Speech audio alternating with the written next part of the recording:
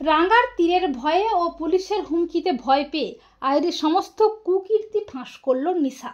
হ্যাঁ বন্ধুরা, আমরা এমনটাই দেখতে পাবো রাঙ্গামতি তীরন্দাজ ধারাবাহিকের আগামী পর্বগুলোতে।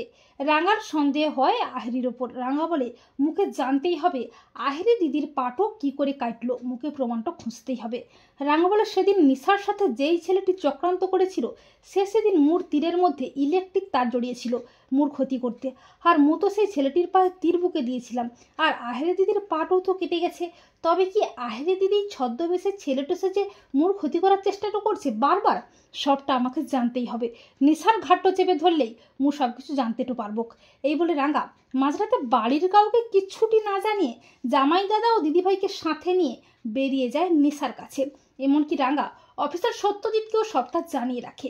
রাঙ্গা নিশার কাছে গিয়ে বলে, নিশা তুই সত্যি করে বলতো সেই ছেলেটি কে যে তোকে সেদিন অনেকগুলো টাকা দিয়েছিল, আর তার কথাতেই কি তুই বারবার মোর ক্ষতিরও করতে চাইছিস রে? তখন নিশা বলে, আমি কিছু জানি না, আর কেউ আমাকে কোনো টাকা দেয়নি। তখন রাঙ্গা বলে, তুই কেন মিথ্যা কথাটা বলছিস? মোর কাছে প্রমাণটা আছে রে নিশা। রাঙ্গা নিশার দিকে তীর তাক করে।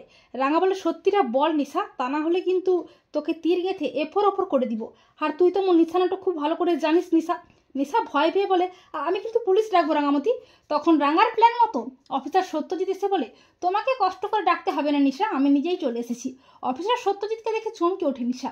নিশা বলে, স্যার আপনি এখানে? সত্যজিৎ বলে, হ্যাঁ আমি। সত্যিটা বলবে, কে তোমার সাথে চক্রান্ত করছে, কেন তোমাকে এতগুলো টাকা দিয়েছিল, কি তার আসল উদ্দেশ্য? তখন নিশা রাঙ্গার তীরের ভয়ে ও পুলিশের হুমকিতে মুখ খোলে।